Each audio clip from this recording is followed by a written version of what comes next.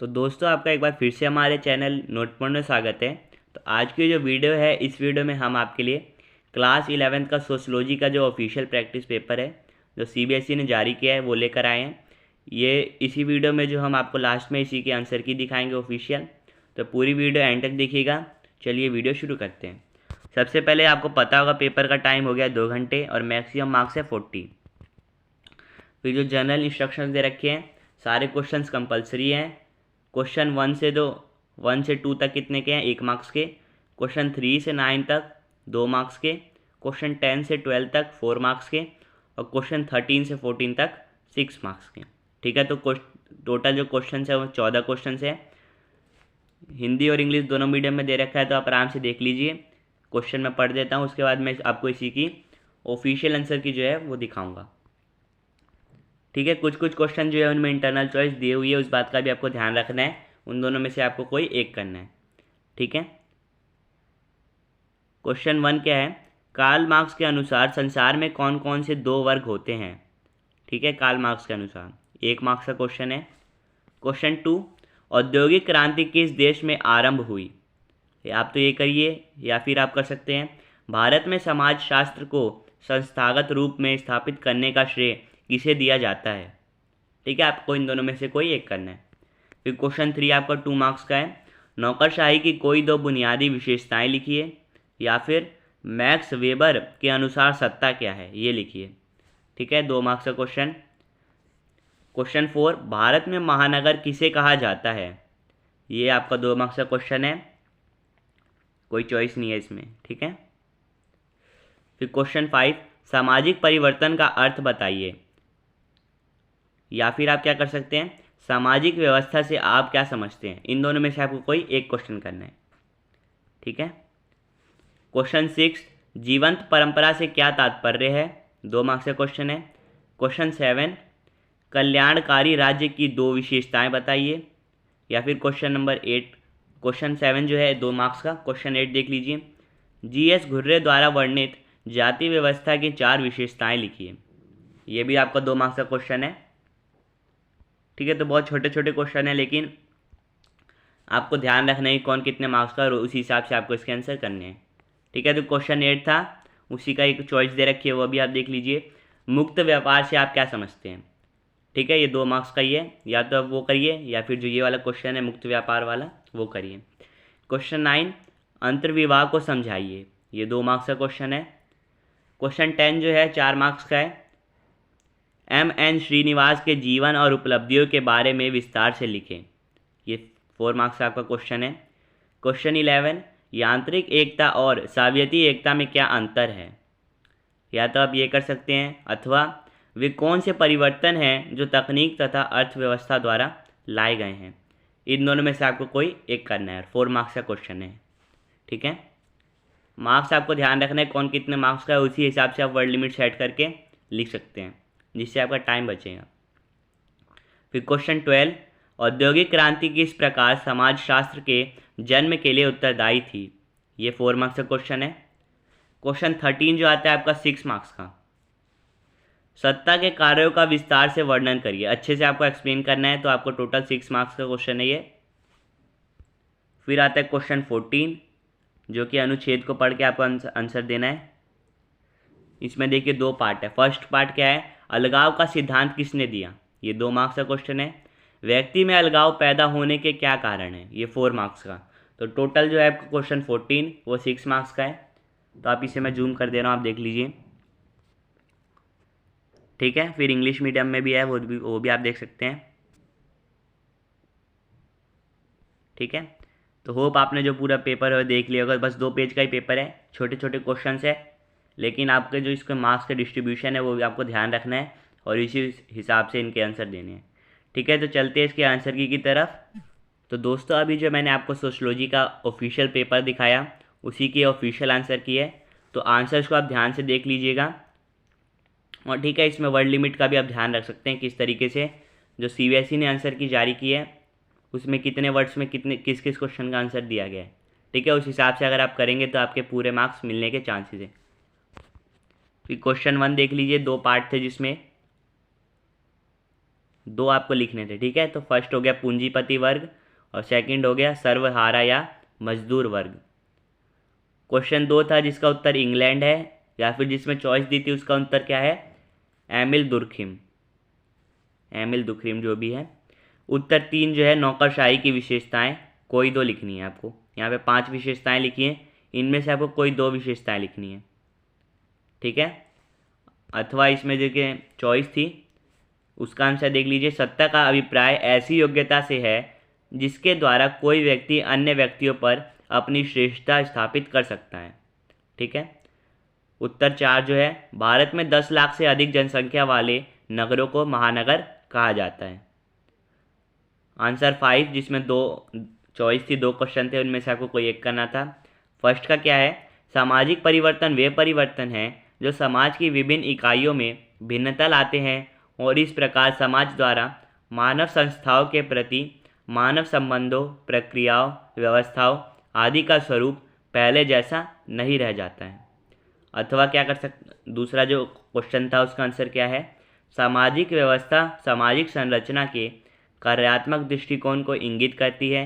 यदि सामाजिक संरचना के सभी अंग ठीक से कार्य करेंगे तभी सामाजिक व्यवस्था दुरुस्त रहेगी। क्वेश्चन 5 था ये। फिर आता है क्वेश्चन 6, जीवंत परंपरा डीपी मुखर्जी के अनुसार यह एक परंपरा है जो भूतकाल से कुछ ग्रहण कर उससे अपने संबंध बनाए रखती है और साथ ही नई चीज़ों को भी ग्रहण करती है।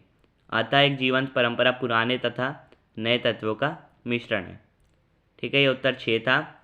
उत्तर 7 था, कल्याणकारी राज्य की दो विशेषताएं लिखनी थी। तो पहला है कल्याणकारी राज्य एक निरपेक्ष राज्य है, दूसरा कल्याणकारी राज्य एक प्रजातांत्रिक राज्य है, ठीक है। उत्तर 8 देख लीजिए, घुर्रे ने जाति की 6 विशेषताओं का उल्लेख किया है। पहला समाज का खंडात्मक विभाजन, दूसरा संस्तरण, तीसरा खान पान और सामाजिक व्यवहार पर प्रतिबंध, चौथा विभिन्न जातियों की नागरिक और धार्मिक निर्योग्यताएं तथा विशेषाधिकार, पांचवा व्यवसाय के स्वतंत्र चुनाव का अभाव और छठा विवाह पर प्रतिबंध, ठीक है। तो आप या तो ये कर सकते थे, घुर्रे ने जो जाति की 6 विशेषताएं बताई थी वो, या फिर आपको जो चॉइस थी मुक्त व्यापार का उसका कर सकते हैं। मुक्त व्यापार का आंसर देख लीजिए, मुक्त व्यापार यह एक फ्रांसीसी शब्द है जिसका अर्थ होता है अकेला छोड़ो, जो राजनीतिक तथा आर्थिक सिद्धांत के लिए प्रयुक्त होता है, जहाँ अर्थव्यवस्था अथवा आर्थिक संबंधों में राज्य कम से कम हस्तक्षेप करता है। फिर उत्तर 9 था, अंतर्विवाह विवाह का एक ऐसा नियम है जिसके अनुसार व्यक्ति को अपने समूह अर्थात जाति, धर्म जाति, जनजाति, प्रजाति आदि में विवाह करने के लिए बाध्य होना पड़ता है, अंतर्विवाह कहलाता है, ठीक है। फिर उत्तर 10 है, M.N. श्रीनिवास का पूरा नाम मैसूर नरसिम्हाचार्य श्रीनिवास है। इनका जन्म 1916 में कर्नाटक में हुआ। इन्होंने मैसूर जिले के रामपुरा गांव को अपने अध्ययन का क्षेत्र बनाया। M.N. श्रीनिवास भारत के प्रमुख समाजशास्त्री में से एक हैं। इन्होंने संस्कृतिकरण, लौकीकरण, पश्चिमीकरण तथा प्रबल जाति की अवधारणा प्रस्तुत की। इनकी मृत्यु 1999 में हुई। इन्होंने मैसूर विश्वविद्यालय में दर्शनशास्त्र में BA किया तथा MA की उपाधि मुंबई विश्वविद्यालय से G.S. घुर्रे के सानिध्य में प्राप्त की। उच्च अध्ययन के लिए ब्रिटेन गए, जहां पर उन्होंने रेडक्लिफ ब्राउन और इवांस प्रिचार्ड जैसे महान मानवशास्त्रियों के संसर्ग में रहकर आगे की पढ़ाई पूरी की। बड़ौदा विश्वविद्यालय में समाजशास्त्र विभाग की स्थापना की। इसके बाद दिल्ली में स्कूल ऑफ इकोनॉमिक्स में समाजशास्त्र और सामाजिक मानवशास्त्र विभाग का संचालन किया। श्रीनिवास ने कई पुस्तकों की रचना की है और इनकी कृतियों में जाति, आधुनिकीकरण, पश्चिमीकरण, संस्कृतिकरण और सामाजिक परिवर्तन की अन्य अवधारणाओं व प्रक्रियाओं को मुख्य रूप से बनाया गया ग्रामीण समाज और अन्य मुद्दों को बड़ी संजीदगी से प्रस्तुत किया है। आपने अपने लेखन और क्षेत्र कार्य परंपरा की भारत के समाचार सुपर अमिट छाप छोड़ी है, ठीक है। ये इसका पूरा अच्छे से एक्सप्लेन करके CBSE ने बता रखा है, ठीक है। ये आपका 4 मार्क्स का क्वेश्चन था, ये आपको ध्यान रखना है। फिर क्वेश्चन 11, जिसमें यांत्रिक एकता और सवयवी एकता है। यांत्रिक एकता में क्या है? पहला व्यक्तिगत एकरूपता, दूसरा कम जनसंख्या, तीसरा दमनकारी कानून और चौथा सरल समाज। सवयवी एकता में क्या है? पहला अव्यक्तित्व संबंध, दूसरा अधिक जनसंख्या, तीसरा क्षतिपूरक कानून और चौथा सदस्यों की विषमता। यह अथवा था जिसके यहाँ पे 4 पॉइंट दे रखे हैं। वाष्प शक्ति की खोज ने उद्योगों को बढ़ावा दिया। वाष्प चालित रेल और जहाज़ों ने अंतर्राष्ट्रीय व्यापार की गति को बदल कर रख दिया। तीसरा क्या है? बारूद द्वारा युद्ध की तकनीक में परिवर्तन तथा कागज़ की छपाई ने समाज को हमेशा के लिए बदल दिया। चौथा, ब्रिटेन के कपड़ा उद्योग में होने वाले तकनीकी परिवर्तन ने समाज को बदल दिया। ठीक है, 4 मार्क्स का क्वेश्चन था, क्वेश्चन 11। फिर क्वेश्चन 12 देख लीजिए, ये भी 4 मार्क्स का था। औद्योगिक क्रांति के कारण बहुत से आविष्कार हुए, उत्पादन घरों से निकाल कर उद्योगों में चला गया। लोग ग्रामीण क्षेत्रों को छोड़कर उद्योगों में कार्य करने के लिए शहरों की तरफ चले गए। अमीर लोग बड़े बड़े मकानों में रहने लगे और मजदूरों ने गंदी बस्तियों में रहना शुरू कर दिया। आधुनिक प्रशासनिक व्यवस्था के कारण राजतंत्र को लोक संबंधी विषयों और कल्याणकारी कार्यों की जवाबदेही के लिए बाध्य किया गया। ज्ञान की उभरती मांग ने सामाजिक विज्ञान, विशेषतः समाजशास्त्र जैसे नए विषयों का जन्म तथा विकास में महत्वपूर्ण भूमिका निभाई। 4 मार्क्स का इसलिए अच्छे से एक्सप्लेन किया गया है। आप देख सकते हैं कि वर्ड लिमिट कितनी की है। ठीक है, आप उस हिसाब से अनुमान लगा के पेपर में लिख सकते हैं। फिर क्वेश्चन 13 जो 6 मार्क्स का था, सत्ता के कार्य आपको विस्तार से लिखना है। ठीक है, यहाँ पे तो कुछ पॉइंट्स दिए हुए हैं, आपको विस्तार से लिखना है। पहला पॉइंट क्या है? अधिकारियों के प्रकार्य, दूसरा पदों का सोपानिक क्रम, तीसरा लिखित दस्तावेज की विश्वसनीयता और चौथा कार्यालय का प्रबंधन। 6 मार्क्स का क्वेश्चन है, इसलिए आपको अच्छे से एक्सप्लेन करके लिखना है। क्वेश्चन 14 का 2 पार्ट है। पहला पार्ट जिसका आंसर है कार्ल मार्क्स, ये 2 मार्क्स का था क्वेश्चन, और दूसरा पार्ट 4 मार्क्स का था। ठीक है, मार्क्सवादी अर्थ में अलगाव एक ऐसी क्रिया है जिसके माध्यम से एक व्यक्ति, एक समूह, एक संस्था अथवा एक समाज निम्न के प्रति अलगाव दर्शाता है: अपने कार्यों के परिणाम अथवा उत्पादों के प्रति, वातावरण के प्रति, अन्य व्यक्तियों के प्रति, स्वयं के प्रति। ठीक है, अलगाव क्या है? ऐसी क्रिया है जिसके माध्यम से एक व्यक्ति या फिर एक समूह या फिर एक संस्था या एक समाज जो निम्न नीचे दी गई है, जैसे कि वातावरण के प्रति, उत्पादों के प्रति, अन्य व्यक्तियों के प्रति और स्वयं के प्रति, क्या दर्शाता है? अलगाव दर्शाता है। ठीक है, ये 4 मार्क्स का था, आपको अच्छे से एक्सप्लेन करना था। तो होप आपने आंसर की जो है ऑफिशियल देख ली होगी। मैं आपको स्क्रॉल कर देता हूँ, आराम से आप देख लीजिए। और आपने क्वेश्चन पेपर भी जो है उसे ध्यान से देख लिया होगा।